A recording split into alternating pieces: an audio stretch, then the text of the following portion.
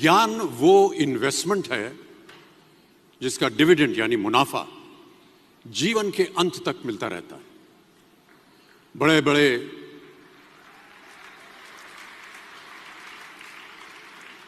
बड़े गुणीजनों साहित्यकारों का हमारे घर में आना जाना हुआ करता था।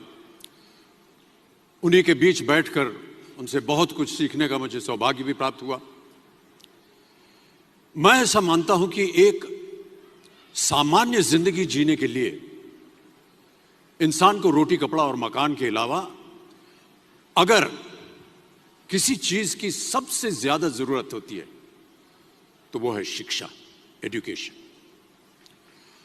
आपके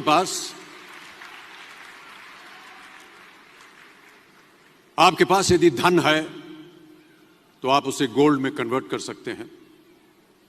धन हो या सोना, दोनों के कम होने का या खो जाने का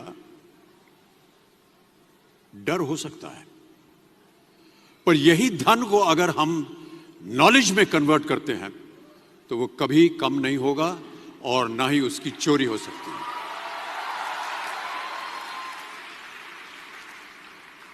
Money, ladies and gentlemen, anyone can steal, but knowledge cannot be stolen from you.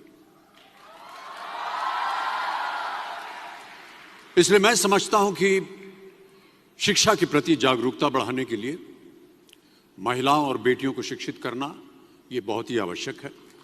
और इस अभियान में, जी हां, इस अभियान में मैं अपना योगदान देता रहता हूं।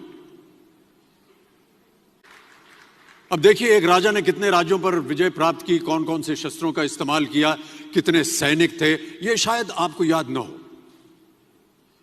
पर जीरो की खोज किसने की,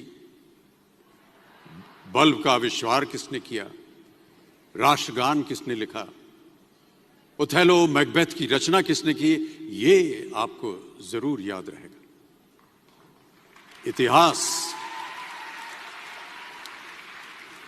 इतिहास गवाह है कि एक राजा अपनी शक्ति के बल पर केवल वहीं तक पूजा जाता है जहां तक उसका साम्राज्य फैला होता है। वो केवल अपनी प्रजा का प्रिय होता है, पर अपने ज्ञान की कीर्ति फैलाने वाले Albert Einstein, William Shakespeare, Rabindranath Tagore सिर्फ अपनी जन्मभूमि में ही नहीं बल्कि पूरे विश्व में पूजे जाते हैं।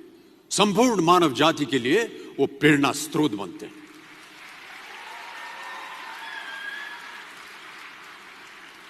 इसलिए आप सबसे मेरा आग्रह यही है कि सीखते रहिए।